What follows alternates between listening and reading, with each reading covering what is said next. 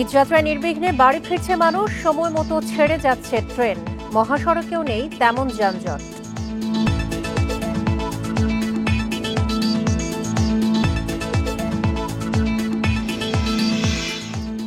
প্রস্তুত হচ্ছে জাতীয় ঈদগাহ, প্রধান জামাত সকাল 8:30টায়। সামিল হবেন রাষ্ট্রপতি ও প্রধান উপদেষ্টা।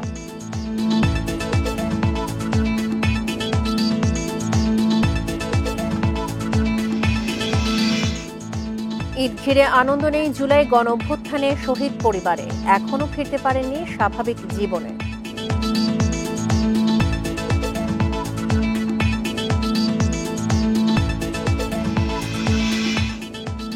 সতেরো জেলায় বইছে মৃদু তাপপ্রবাহ, থাকতে পারে ঈদের দিনেও। তাপমাত্রার পারদ উঠতে পারে 39 ডিগ্রিতে।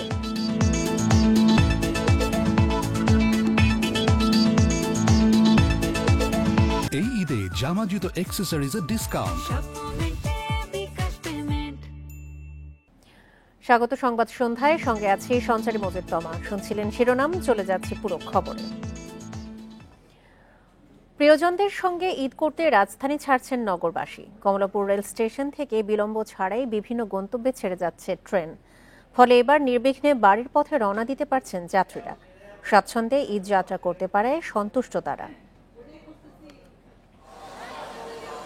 সকাল থেকে নির্ধারিত সময়ে ছাড়ছে ট্রেন।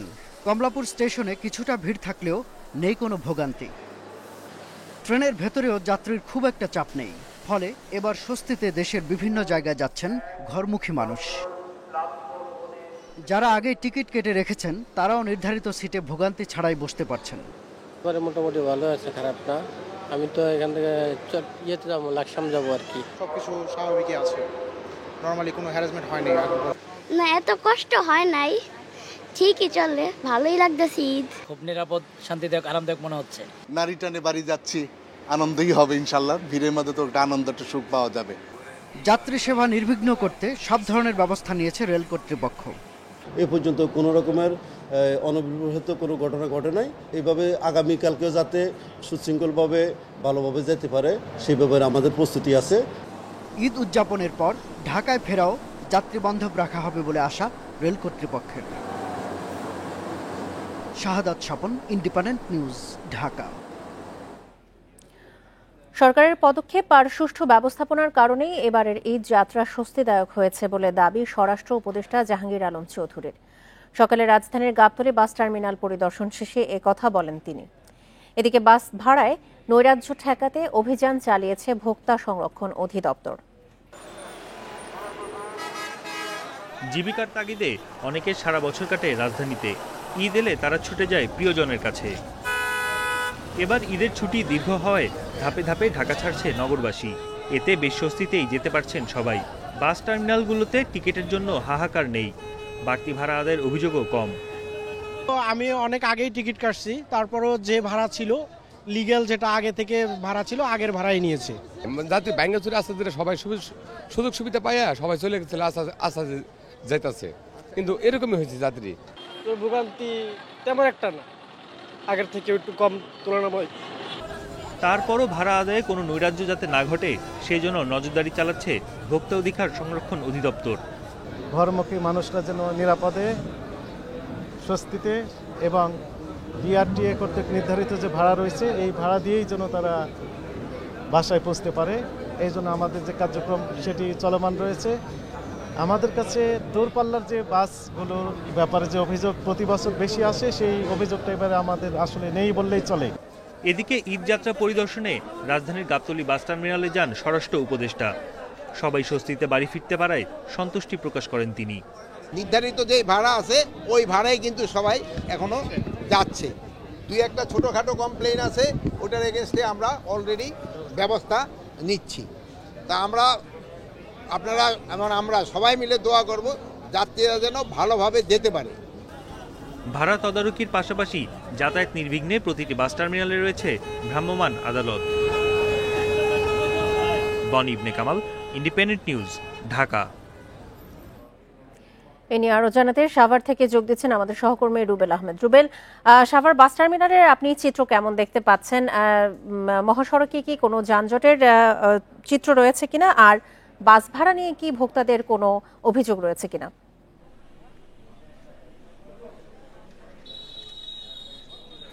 দেখুন, আমি এই মুহূর্তে আছি আশুলিয়া নবীনগর চন্দ্রা মহাসড়কে। এই মহাসড়কটি এখন কিন্তু অনেকটাই ফাঁকা রয়েছে। আমরা দেখতে পাচ্ছি যে কিছু সময় পর পর দূরপাল্লার কিছু যানবাহন কিন্তু এই মহাসড়ক দিয়ে ছেড়ে যাচ্ছে। তবে গতকাল ঠিক এই সময়ের এই মহাসড়কের চিত্র কিন্তু ছিল একদম ভিন্ন। আমরা গতকাল সন্ধ্যার পরে এই মহাসড়কের আমরা এখন যে স্থানটিতে দাঁড়িয়ে আছি এই স্থানটিতে কিন্তু গতকাল আমরা দেখতে পেয়েছিলাম শত শত যানবাহনগুলো যানজটে আটকা পড়েছিল। অর্থাৎ যারা এই নবীনগর চন্দ্রা মহাসড়ক হয়ে উত্তরের উদ্দেশ্যে গাজীপুরের চন্দ্রা দিয়ে যাওয়ার চেষ্টা করছিলেন, তারা কিন্তু গাজীপুরের চন্দ্রা ত্রিমোড় এলাকাতে যানবাহন এবং অতিরিক্ত যাত্রীর চাপের কারণে কিন্তু একটি যানজট সৃষ্টি হয়েছিল। সেই যানজট কিন্তু গাজীপুরের চন্দ্রা থেকে এই নবীনগর চন্দ্রা মহাসড়কের প্রায় 8 কিলোমিটার অংশে ছড়িয়ে পড়েছিল। আজকে ঢাকা থেকে যে যাত্রীরা উত্তরের উদ্দেশ্যে ছেড়ে যাবে তাদের জন্য যদি আমি বলতে চাই যে গাবতলী থেকে যে যানবাহনগুলো ঢাকার ইচ্ছা মহাসড়ক দিয়ে আসবে তাদের কিন্তু একদম অনেকটা নিরবিচ্ছিন্নভাবে তারা নবীনগর যে ত্রিমোড় রয়েছে সেখানে আসতে পারবে। সেখানে এসে কিন্তু তাদের 10 থেকে 15 মিনিটের জন্য থেমে যেতে হবে, কারণ নবীনগরে যে ত্রিমোড় রয়েছে সেখানে একটি সিগন্যাল পয়েন্ট রয়েছে, যার কারণে যানবাহনগুলোকে সিগন্যাল দিয়ে ছাড়তে হচ্ছে। এরপরে নবীনগর অতিক্রম করার পরে বাইপেল যে ত্রিমোড় রয়েছে, আপনি জানেন যে উত্তরবঙ্গগামী যে যানবাহনগুলো রয়েছে সেই যানবাহনগুলোর বাসের যে কাউন্টারগুলো রয়েছে সেগুলো কিন্তু এই বাইপেল ত্রিমোড় এলাকাতে, যার কারণে সেখানে অতিরিক্ত যাত্রী এবং যানবাহনের চাপে সেই বাইপেল ত্রিমোড় কেন্দ্রিক 1/2 কিলোমিটারের মতো যানজট রয়েছে। এছাড়া বাইপাল ক্রস করার পরে যে সকল যাত্রীরা উত্তরের উদ্দেশ্যে যাবে তারা কিন্তু চন্দ্রা যাওয়ার আগে প্রায় 1 কিলোমিটার নন্দন পার্ক থেকে চন্দ্রা ত্রিমোড় পর্যন্ত ওই অংশে কিন্তু তাদের 1 কিলোমিটার যানজটে পড়তে হবে। এছাড়া চন্দ্রা অতিক্রম করার পরে মানুষজন কিন্তু অনেকটা নির্বিঘ্নভাবেই উত্তরের দিকে যেতে পারছে। আর সড়কের আজকের যে পরিস্থিতি এর মূল কারণটি হচ্ছে গতকালকের মধ্যে সাভার আশুলিয়া শিল্পাঞ্চলের প্রায় 90% পোশাক কারখানা ছুটি হয়ে গেছিল, যার কারণে গতকাল সন্ধ্যার পর থেকে লাখ লাখ মানুষ কিন্তু নারীর টানে বাড়ির উদ্দেশ্যে ইতিমধ্যে চলে গেছে, যার কারণে আজকে সড়কের চিত্র অনেকটাই ভিন্ন রয়েছে। এখনো আমরা দেখতে পাচ্ছি যে সড়কের যানবাহনের কিছুটা চাপ থাকলেও কোনো ধরনের যানজটে বিভিন্ন কাউন্টারগুলোতে এখনো যাত্রীদেরকে আমরা দেখতে পাচ্ছি অনেকে কম ভাড়ার জন্য খোলা ট্রাকে করে ট্রাকের ছাদে করে যাওয়ারও চেষ্টা করছে। তবে পুলিশ সড়কের পরিস্থিতি এখন পর্যন্ত যেমন আছে তেমনটি রাখার জন্য তারা কাজ করে যাচ্ছেন। সাভার থেকে জানাচ্ছিলেন আমাদের সহকর্মী রুবেল আহমেদ। জাতীয় ঈদগাহে ঈদের প্রধান জামাত হবে সকাল 8:30টায়। এতে শামিল হবেন রাষ্ট্রপতি মোহাম্মদ শাহাবুদ্দিন ও প্রধান উপদেষ্টা অধ্যাপক ডক্টর মোহাম্মদ ইউনূস। সকালে ঈদের প্রধান জামাত আয়োজনের সার্বিক প্রস্তুতি পরিদর্শন শেষে একথা জানান ঢাকা দক্ষিণ সিটি কর্পোরেশনের প্রশাসক মোহাম্মদ শাহজাহান মিয়া।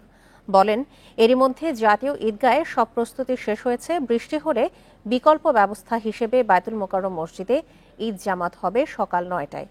এবার ঈদগাহে 250 ভিআইপি সহ 35,000 মুসল্লি জামায়াতে অংশ নিতে পারবেন। নারীদের জন্য থাকছে আলাদা ব্যবস্থা। নামাজে মুসল্লিদের ছাতা না নিয়ে আসার অনুরোধ জানান ডিএসসিসির প্রশাসক।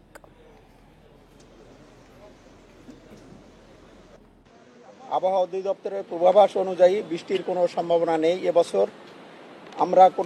আমরা সকল প্রতিকূল পরিস্থিতি মাথায় রেখেই আমরা প্রস্তুতি সম্পন্ন করেছি। আমরা আশা করছি মহামান্য রাষ্ট্রপতি, মাননীয় প্রধান উপদেষ্টা মহোদয় দুজনই জাতীয় ঈদগাহ ময়দানে ঈদের জামাতে অংশগ্রহণ করবেন। এটি আমাদের ঈদ আনন্দেরই বহুগুণে বাড়িয়ে দেবে। ঈদ ঘিরে আনন্দ নেই জুলাই গণঅভ্যুত্থানের শহীদ পরিবারগুলোয়। এখনও স্বজন হারানোর শোক কাটিয়ে উঠতে পারেনি পরিবারের সদস্যরা, এখনও ফিরতে পারেননি স্বাভাবিক জীবনে। ঈদ তাদের জন্য আর আগের মতো উৎসব নয়, বরং বেদনার আরেক নাম। জুলাই গণঅভ্যুত্থানে নিহত রংপুরের আবু সাইদের পরিবারে নেই ঈদের আমেজ। 8 মাসেও কাটেনি ছেলে হারানোর বেদনা। অনেক আশা নিয়েই রংপুর বেগম রোকেয়া বিশ্ববিদ্যালয়ে ভর্তি হয়েছিলেন। 16 জুলাই পুলিশের ছোড়া গুলিতে প্রাণ হারান আবু সাইদ। ছেলেকে ছাড়া ঈদ উদযাপন কোনোভাবেই মেনে নিতে পারছেন না বাবা। দ্রুত অপরাধীদের বিচার দাবি করেন। 18 জন না 19 জন আসামি, এখন তো কাকই আইনের আওতায় আনা হয়নি। জুলাই গণঅভ্যুত্থানে কক্সবাজারের শহীদ ওয়াসিম আকরামের পরিবারে নেই ঈদের আনন্দ। লক্ষ্মীপুরে ভালো নেই শহীদ পরিবারগুলো। একমাত্র উপার্জনকারী ব্যক্তিকে হারিয়ে এখন দিশেহারা এসব পরিবার। উনি আসছে তখন তো বাবা আমার বলতো, আম্মু তুমি আমার টাকা দাও, আমি জামা কাপড় কিনবো। কিন্তু এইটা আমরা কিভাবে কাটাবো বাবাজি আমার কাছে নেই। সরকারি হিসেবে জুলাই অভ্যুত্থানে প্রাণ হারান নরসিংদী জেলার কমপক্ষে 22 জন। ঈদের স্মৃতি মনে করে শোকে কাতর পরিবারের লোকজন। কিসের ঈদ আমাদের সংসারে ভাই বোনের কোনো মন ভালো আছে? আমার ভূতের বিচারটা লাগিয়ে দাও, আমি বিচারটা আমি চাই। ফেনীতে নিহতদের পরিবারে নেই ঈদের আমেজ। আদরের সন্তানকে হারিয়ে হতাশায় দিন পার করছে স্বজন ও পরিবার। সোহেলি জাহান, ইন্ডিপেন্ডেন্ট নিউজ। ভোটের অধিকার ফেরাতে প্রয়োজনে রাজপথে নামবে বিএনপি মন্তব্য করেছেন বিএনপি মহাসচিব মির্জা ফখরুল ইসলাম আলমগীর। বিকেলে রাজধানীতে ঈদ উপহার বিতরণকালে একথা বলেন তিনি। মির্জা ফখরুল বলেন, সংস্কারের কথা বলে নির্বাচন দীর্ঘায়িত করা হলে জনগণ তা মেনে নেবে না। তিনি অভিযোগ করেন, সামাজিক যোগাযোগ মাধ্যমে কিছু ইউটিউবার নির্বাচন পিছিয়ে দেওয়ার দাবি তুলে দেশে বিশৃঙ্খলা তৈরির চেষ্টা করছে, দেশে বিভাজন সৃষ্টি করতে চায় বলেও মন্তব্য করেন বিএনপি মহাসচিব। বিএনপি ভারত বা পাকিস্তান নয়, বিএনপি বাংলাদেশের জনগণের পক্ষে বলেও মন্তব্য করেন বিএনপি মহাসচিব।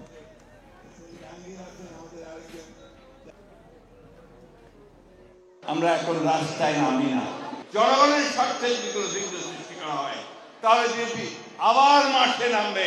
ষড়যন্ত্র হচ্ছে, চক্রান্ত হচ্ছে দেশে বিদেশে আপনাদেরকে আবার আপনাদের ভোটের অধিকার থেকে বঞ্চিত করবার জন্য। আমরা সেটা হতে দেব না। শেখ হাসিনা পুরো দেশকে কারাগারে পরিণত করেছিল বলে মন্তব্য করেছেন বিএনপির কেন্দ্রীয় কমিটির সদস্য রুহুল কুদ্দুস তালুকদার দুলু। সকালে নাটোরের আলাইপুরে ঈদ সামগ্রী বিতরণ অনুষ্ঠানে একথা বলেন তিনি।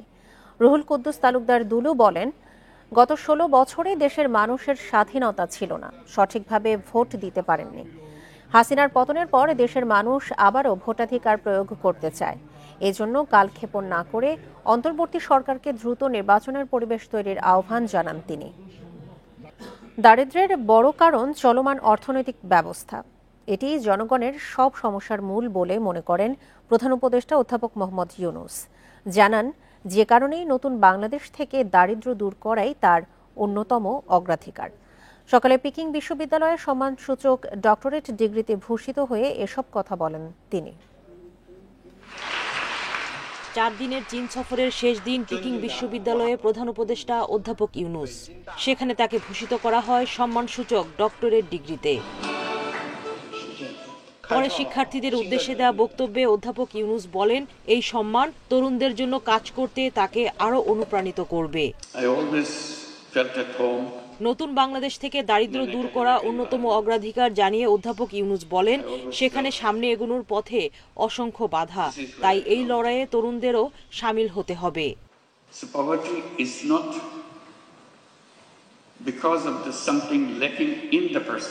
দারিদ্র্য দূর করাই আমাদের অন্যতম অগ্রাধিকার। আমরা প্রত্যেক নাগরিকের অংশগ্রহণ চাই নিজ দেশের উন্নয়নে। তবে আমাদের এগিয়ে যাওয়ার পথ সহজ নয়, অসংখ্য বাধা আছে। উন্নয়নের জন্য আমার দেশের অসংখ্য তরুণ যুদ্ধ করে যাচ্ছে। আমার দেশের মানুষ গরিব কারণ অর্থনৈতিক ব্যবস্থাই তাকে দমন করে রেখেছে। এটি সকল সমস্যার মূলে। এ সময় তরুণদের উদ্দেশ্যে প্রধান উপদেষ্টা আরো বলেন, চাকরি দাসপ্রথারই চলমান ধারা, তাই তাদের দেন স্বাধীন উদ্যোক্তা হওয়ার পরামর্শ।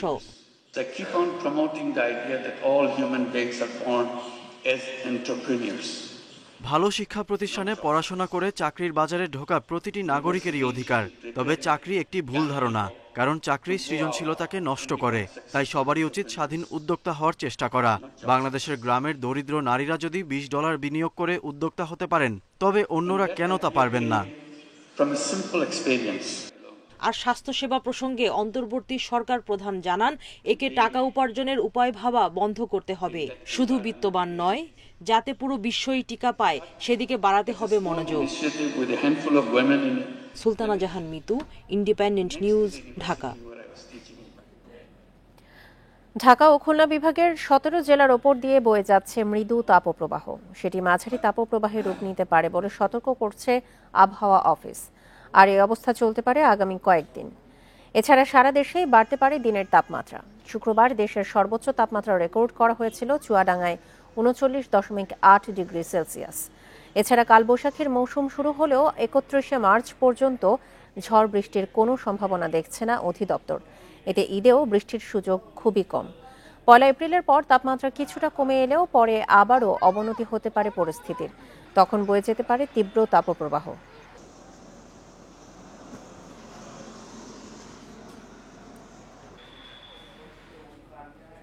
এবার জানাবো ঈদ কেনাকাটার খবর।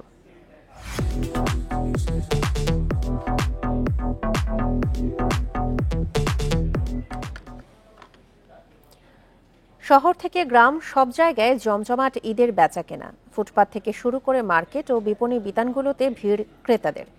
বিক্রি বাড়ায় খুশি বিক্রেতারাও, তবে দাম নিয়ে কিছুটা অসন্তুষ্ট ক্রেতা।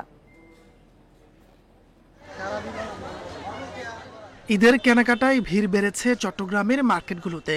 ফুটপাত থেকে শুরু করে শহরের প্রতিটি মার্কেটে গভীর রাত পর্যন্ত এমন ভিড়। ঈদ ঘিরে বিক্রি ভালো বলছেন বিক্রেতারা। বাচ্চার জন্য দেখতে আসলাম, আর আমার নিজের জন্য দেখতে আসলাম, পরিবারের জন্য দেখতে আসলাম। ফাউন্ডেশনের কিনবো, কাজল কিনবো, তারপরে নেল পালিশ কিনতে আসছি। শপিং আমার জন্যই করছি, শার্ট নিছি, তারপর হচ্ছে যে টি শার্ট নিছি আর কি। একই চিত্র সিলেট নগরীর বন্দর বাজার, জিন্দা বাজার, নয়া সড়কের প্রতিটি মার্কেটে। ক্রেতারা বলছেন বৈচিত্র্যময় পোশাক পাওয়া গেলেও দাম কিছুটা বেশি। বিক্রেতাদের দাবি, উপকরণের দাম বাড়ায় পোশাকের দাম কিছুটা বেড়েছে। পছন্দসই কাপড় চোপড় আছে, দাম দর গতবারের তুলনায় একটু বেশি। ছেলেদের পোশাক যেগুলো আছে এগুলো দেশি প্রোডাক্টের উপরেই তারা ঝুঁকে নিছে, এবং দেশিগুলো আমাদের প্রোডাক্ট খুব ভালো এবং দামেও মোটামুটি সাশ্রয় আছে। জয়পুরহাটের মার্কেটগুলোতেও বেড়েছে ক্রেতা। গত বছর ভারতীয় পোশাকের আধিক্য থাকলেও এবার সেই জায়গা নিয়েছে পাকিস্তানি থ্রি পিস, লেহেঙ্গা সহ বিভিন্ন পোশাক। পাকিস্তানি প্যাটার্নগুলো বেশি চলতেছে, পাকিস্তানি ডিজাইনগুলো মানে কাস্টমার এসে বলতেছে পাকিস্তানি ডিজাইনের কিছু দেখা। বর্তমানে এমন অবস্থা যে পাকিস্তানি ড্রেসে একদম মার্কেট ছেয়ে গেছে, সেই জন্য সবাই এখন পাকিস্তানি ড্রেসের প্রতি ঝুঁকতেছে। অনেকগুলো জামা কাপড় কিনেছি, আমি আমার ভাই বোনের জন্য, বাবা মার জন্য, সবার জন্যই কিনেছি। মৌলভীবাজারের বড় শপিং মল থেকে শুরু করে গ্রামীণ হাট বাজারের দোকান সহ সব জায়গাতেই ভিড়। পরিবার পরিজন নিয়ে সবাই কিনছেন পছন্দের পোশাক, জুতা, কসমেটিক্স। তাপস সরকার, ইন্ডিপেন্ডেন্ট নিউজ। নাটোরে জেলা প্রশাসকের পুরনো ডাকবাংলোয় অস্ত্র উদ্ধার অভিযানে গিয়ে বাঁশ বাগান থেকে মিলল সিলমারা ব্যালট পেপার। দুপুরে কান্দিভিটা এলাকার ডাকবাংলো থেকে এসব ব্যালট পেপার উদ্ধার করা হয়। জেলা প্রশাসকের পুরাতন বাংলোর ভেতরের পুকুরে দ্বিতীয় দিনের মতো অস্ত্র উদ্ধারে অভিযান চলছিল। এ সময় ব্যালট পেপারগুলো গোয়েন্দা সংস্থার সদস্যদের নজরে আসে। পরে পুলিশ ও সেনা সদস্যরা বাঁশ ঝাড়ের গর্ত থেকে দ্বাদশ সংসদ নির্বাচনে নাটোর 1 আসনের বিভিন্ন প্রার্থীর প্রতীকে সিলমারা ব্যালট পেপার উদ্ধার করে। 2024 সালের নির্বাচনের ব্যালট পেপারগুলো ডিসির ডাকবাংলোতে আনা হয়েছিল। উপজেলা পরিষদ যখন নির্বাচন হয় তখন হচ্ছে গিয়ে স্থান সংকুলন না হয়, ব্যালটগুলো আমাদের এই পুরাতন বাংলোতে এনে রাখা হয়। সেখান থেকে কে বা কারা এই ব্যালটগুলো নষ্ট করেছে সেটা আমার জ্ঞাত না। বাকি যে ব্যালটগুলো ছিল সেগুলো সবগুলো আমরা আমাদের নির্বাচন কমিশনের যে টেন্ডার হয়েছে তাদের টেন্ডারকে আমরা ফেরত দিয়ে দিয়েছি। এবং ঈদের পর তেলের দাম বাড়াতে যাচ্ছে ব্যবসায়ীরা। বোতলজাত সয়াবিনের দাম লিটারে 18 টাকা ও খোলা সয়াবিনের দাম 13 টাকা বাড়াতে চান তারা। কর সুবিধার মেয়াদ শেষ হওয়ায় 1 এপ্রিল থেকে নতুন দাম কার্যকরের ঘোষণা দিয়েছেন ব্যবসায়ীরা, যদিও এখনও কোনো সিদ্ধান্ত জানায়নি বাণিজ্য মন্ত্রণালয়।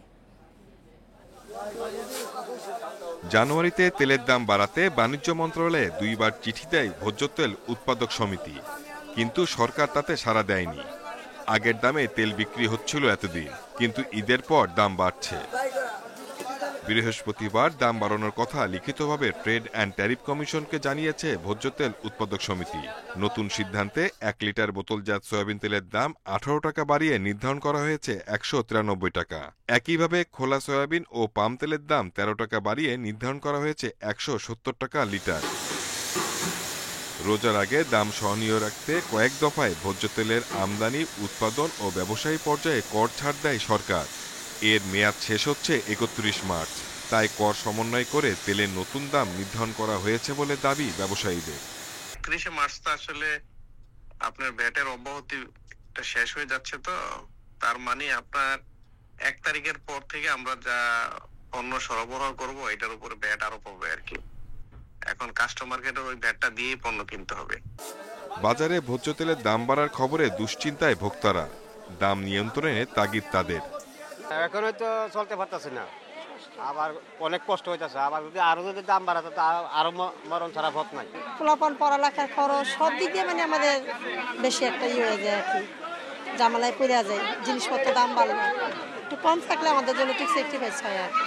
বোতলজাত সয়াবিনের দাম সবশেষ বাড়ানো হয়েছিল গত 9 ডিসেম্বর। তখন লিটার প্রতি দাম নির্ধারণ করা হয় 175 টাকা।